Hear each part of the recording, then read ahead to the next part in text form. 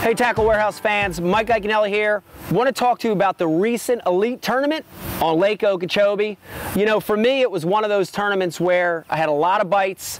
Unfortunately, I didn't catch the big ones during the tournament and didn't have a great finish. On Lake Okeechobee, you've got to have big ones every day in your bag, and I couldn't really put the big fish in the boat during the tournament.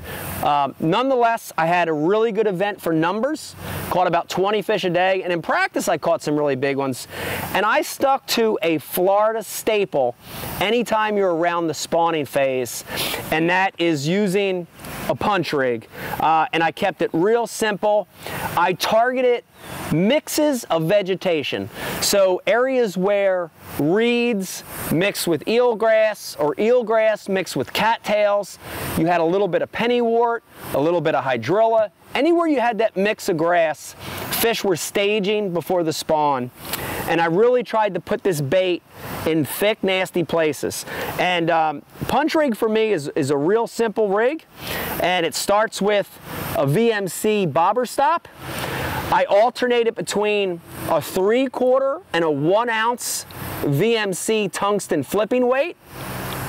I paired that with a 4/0 heavy duty Ike approved VMC flipping hook. And then finally, on the meat of it, one of my favorite flipping baits ever, and it's especially for thick matted vegetation, it's the Berkley Havoc Devil Spear. And I used it in a color that's really been my favorite color in all different parts of the country. It's watermelon red magic. And if you look at that color, it's watermelon, a little bit of blue in it, and a lot of red metal flake. And that red in that tannic water really pops. But basically what I was trying to do with this setup was just to get it in and out of that cover. The great thing about that big peg tungsten weight and the Devil Spear is it slips through real easy. Doesn't have any appendages on it, no legs or arms, but yet if you look at that tail, it's really serrated, and it gives it a really cool action on the fall, tail movement on the fall. Rod, reel, and line, you know, when you're fishing in Florida in that heavy vegetation, you want a heavy duty rod. And I used the Abu Garcia Ike series rod in the Power series, the 8-foot heavy. And you know, that 8-foot rod is a rod we specially designed for fishing mats and heavy cover. I paired that with the Abu Garcia Revo STX, and that's in the 8:0:1 gear ratio.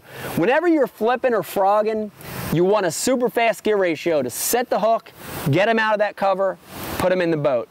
You know, finally on line, for me, no doubt in my mind, this is a scenario for braided line.